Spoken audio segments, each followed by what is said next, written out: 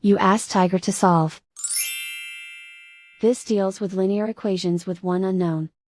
The final result is x equals 2. Let's solve it step by step.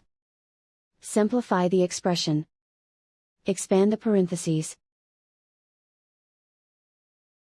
Simplify the arithmetic. Multiply the coefficients. Expand the parentheses.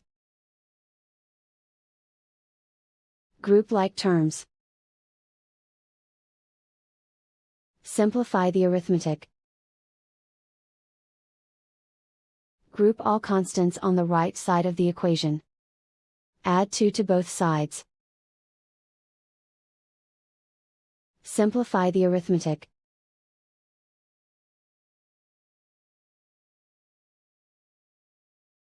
Isolate the x. Divide both sides by 3.8. Simplify the arithmetic.